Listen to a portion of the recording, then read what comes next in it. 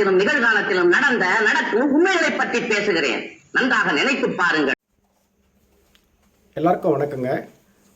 நம்முடைய செம்முரசு தொலைக்காட்சியை ஆதரித்து வரும் உங்கள் அனைவருக்கும் மகிழ்ச்சியையும் நன்றியையும் உரித்தாக்கிக் கொள்கிறோம். தேர்தல், நாடாளுமன்ற தேர்தல் வருகின்ற ஏப்ரல் மாதம் 19ஆம் தேதி நடத்த இருக்கிறார்கள்.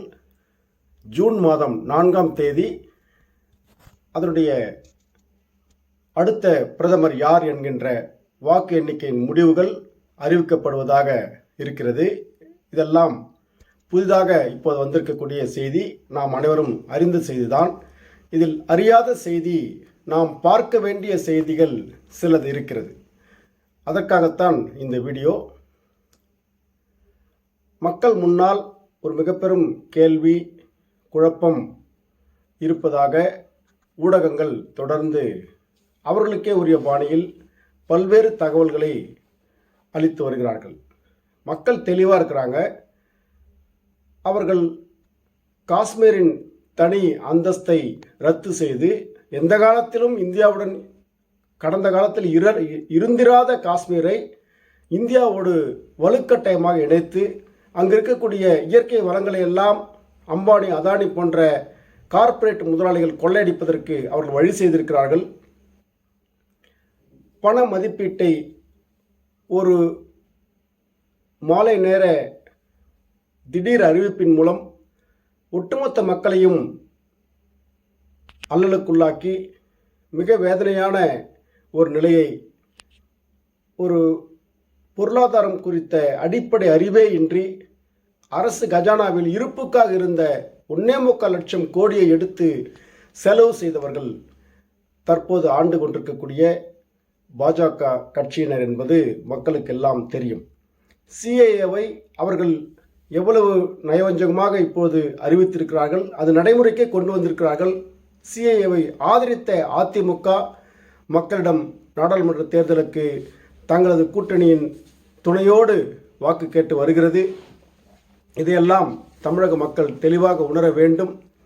சிறுபான்மை மக்களுக்கும், ஒடுக்கப்பட்ட மக்களுக்கும், சாதாரண பிற்படுத்தப்பட்ட ஏழை எளிய மக்களுக்கும் எதிரான சனாதன தர்மத்தை அடிப்படையாக கொண்ட பாஜகவை மீண்டும் ஆட்சி கட்டில் அமர்த்தாமல், இதுவே அவர்கள் சந்திக்கக்கூடிய கடைசி தேர்தலாக இருக்க வேண்டும் என்பதுதான் இந்திய மக்களின் எதிர்பார்ப்பாக இருக்கிறது.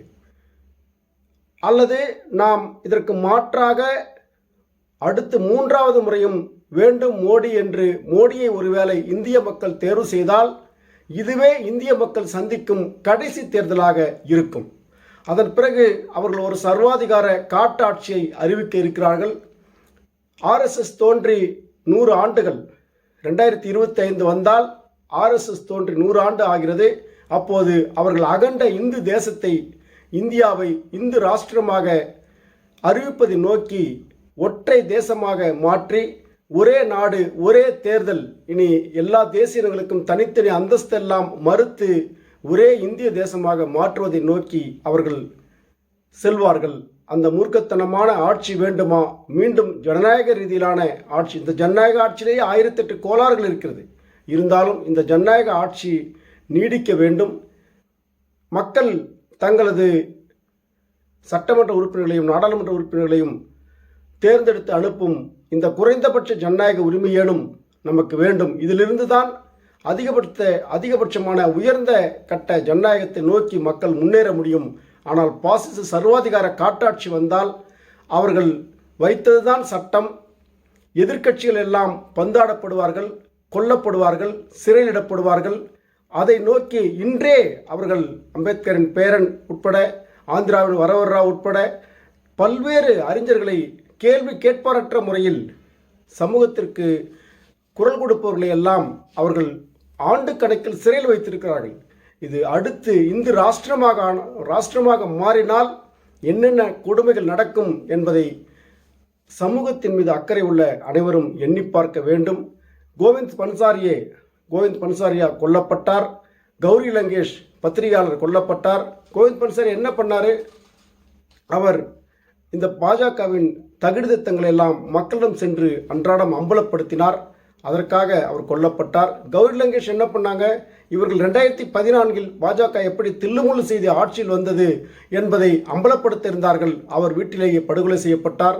பகுத்தறிவு கருத்துக்களை தன் வாழ்நாள் முழுக்க பரப்புரை செய்த கர்நாடகாவை சார்ந்த கல்புர்கி வீட்டில் சென்று அதிகாலை நேரத்தில் படுகொலை செய்யப்பட்டார்.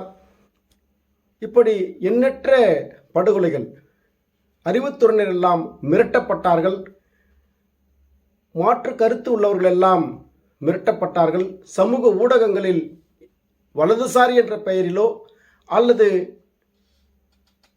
பத்திரிகையாளர் என்ற பெயரிலோ மூத்த பத்திரிகையாளர் என்ற பெயரிலோ பாஜகவின் கருத்துக்களை தொடர்ந்து அவர்கள் பரப்பி வருகிறார்கள். பாஜக தமிழ்நாட்டு மக்களுக்கு, இந்திய மக்களுக்கு எதிரான கட்சி என்கின்ற நிலையை மாற்ற, ஒரு சமூக நீதி பாதையில் அனைத்து மக்களும் பயணிப்பதை தடுக்கின்ற ஒரு சனாதன சக்திகளை தலைமையிடமாக கொண்ட, RSSஐ தலைமையிடமாக கொண்ட பாஜக என்ற வெளிப்படையான அரசியல் கட்சியை தமிழக மக்கள் சரியாகவே இனம் கண்டு வைத்திருக்கிறார்கள். ஒருபோதும் அந்த கட்சியை மீண்டும் ஒரு முறை ஆட்சியில் அமர்த்திவிடக்கூடாது. அப்படி அமர்த்தினால் இதுவே இந்திய மக்கள் சந்திக்கும் கடைசி தேர்தலாக இருக்கும், அல்லது பாஜக சந்திக்கும் கடைசி தேர்தலாக இதை மாற்ற வேண்டுமானால் இந்தியா முழுக்க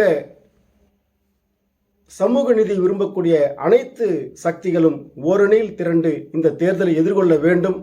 இது கட்சி அரசியல் அல்ல, இது சமுதாயத்திற்கான அரசியல். சமூகத்திற்கான இந்த பார்வை இந்த தேர்தலில் வெளிப்பட வேண்டும். சமூக நலனில், நாட்டு நலனில் அக்கறை உள்ள அனைவரும் ஒன்று திரண்டு வருகின்ற ஏப்ரல் மாதம் 19ஆம் தேதி நடக்க இருக்கின்ற அந்த தேர்தல் மூலமாகவே இந்த பாசிச சக்திகளை மண்ணை கவ்வச் செய்யும் இந்த நல்ல வாய்ப்பை தமிழக மக்களும் இந்திய மக்களும் பயன்படுத்திக் கொள்ள வேண்டும். அதற்கான பரப்புரையை கட்டமைக்க வேண்டும். தொடர்ந்து சந்திப்போம், பொறுத்திருந்து பார்ப்போம் அடுத்து என்ன நடக்கிறது என்று. தேர்தல் கூட்டணிகள், கலைபுரங்கள், எண்ணற்ற செய்திகள் வந்து கொண்டிருக்கின்றன. அது குறித்தெல்லாம் பிறகு நாம் கலந்து ஆலோசிப்போம். நன்றி, வணக்கம்.